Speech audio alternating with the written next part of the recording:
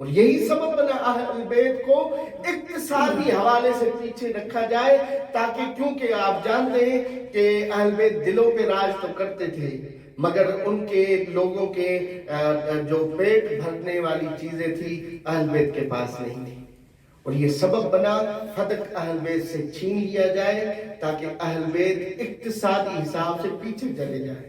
کل یہ نہ سوچیں کہ ہمیں اس خلافت کو ختم کرنے کے لیے کچھ اقدام کرنا۔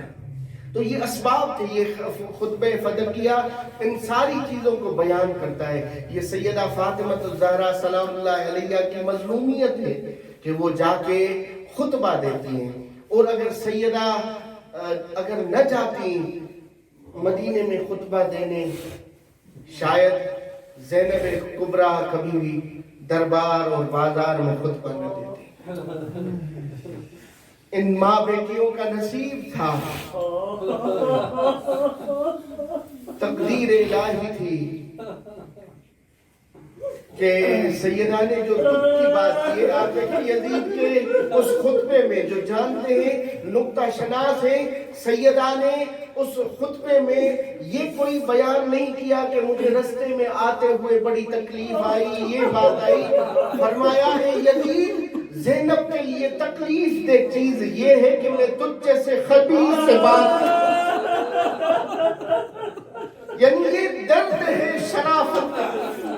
شریف کو پتا ہوتا ہے کہ بدبخت سے بات کرنا۔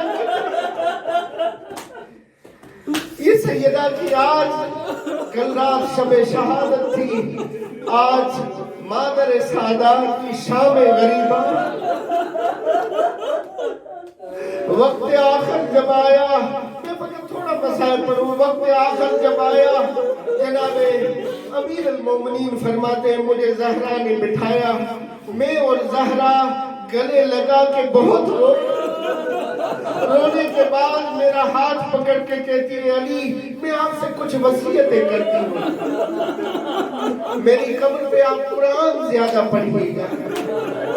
اور فرماتی یا علی غسلنی باللیل وکفنی باللیل ودفنی باللیل وَإِذَا دَفَنْتَ فَصَبِّ عَلَيَّ التُّرَابَ، یعنی مجھے رات کو دفن کرنا، مجھے رات کو غسل دینا، جب دفن کر دینا، میری قبر کی مٹی کو برابر کر دینا، تاکہ کسی کو پتہ نہ چلے کہ زہرا، یعنی زہرا علی کو وصیت کر رہی ہے کہ علی مجھے دفنانا نہیں، مجھے چھپانا ہے۔ وہ میری امت سے بڑے ظلم دیکھے، وہ مجھے ڈر لگتا ہے علی کہیں میری قبر پہ نہ، اور جو سادات بیٹھے میں ان کی خدمت میں ان کی ماں کی وصیت پڑھتا ہوں، وہ یا علی سلم علی اولادی الی یوم القیامہ، اے علی قیامت تک آنے والی میری اولاد کو میرا سلام دینا، اور میں کہنا تمہاری ماں بڑے درد سہتے رہی ہے، اور تمہاری ماں بڑے درد سہتے اس دنیا۔ یہ زہرا وصیتیں کر رہی ہے، زہرا وصیتیں کر رہی ہے، وصیتیں کرنے کے بعد مولا علی کے بعد ایک وصیت جناب زینب کبریٰ کو کی، عجیب وصیت ہے یہ، گرچہ سیدہ نے وصیت 11 ہجری کو کی، مگر اس کا اظہار 61 ہجری میں ہوا، اس کا اظہار وصیت کا 61 ہجری میں ہوا۔ وہ اس طرح کہ جب زہرا سلام اللہ علیہ نے وصیت کیا جناب زینب کو کی تھی، جب 61 ہجری میں کربلا ہوئی، حسین کے تمام یار شہید ہو چکے، اولاد شہید ہو چکی، اب زینب کبریٰ سلام اللہ حسین کا مقتل میں 14 بار ملتا ہے کہ ودا کیا ہے، خدا خودی مختلف شخصیات کے ساتھ 2 مرتبہ جناب زینب سے ودا کیا ہے، ایک زخموں سے پہلے کیا تھا، ایک زخموں کے بعد مبتلا پڑھیے گا جو بی بی کی وصیت پڑھنے لگا ہوں۔ اب جب حسین زخمی ہو چکے، اتنے غیرت مند تھے حسین، مولا حملہ کرنے کے بعد خیموں کے قریب آ جاتے تھے اور تلوار پہ سر رکھ کے مولا زور سے پڑھتے تھے لا حول ولا قوت الا باللہ۔ مقتل ارباب مقتل لکھتے سے پڑھتے تھے تاکہ بیویوں تک میری آواز جائے. کہیں زینب خیمے سے باہر.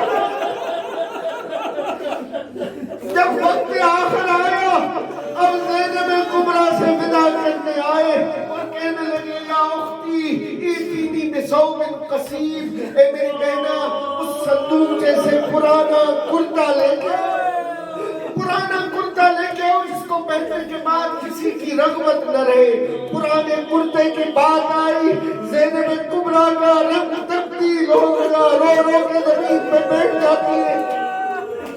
مولا حسین کہتے ہیں بہنا کیوں رو رہی ہو؟ کہ بھائی آپ نے پرانا کرتا مانگا، وہ 11 ہجری کو مجھے زہرا کی وصیت یاد ہے. کہا کون سی وصیت؟ مجھے ابا زہرا نے کہا تھا اے زینب جب 61 ہجری آئے حسین تم سے پرانا کرتا مانگنے آئے نا، اس وقت سمجھ لینا حسین کچھ لحظوں کا مہمان ہے.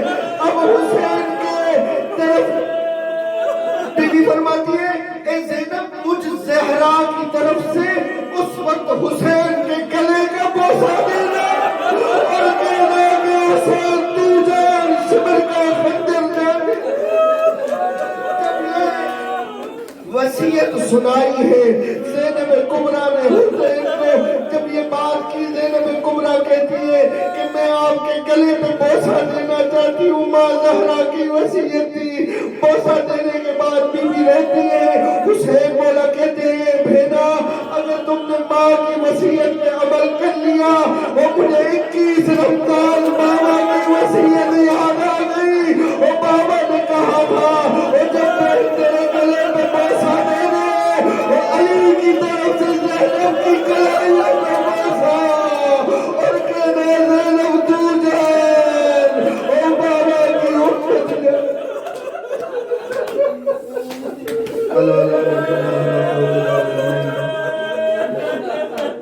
وسيعلم الذين ظلموا ويعلم ما تمنون.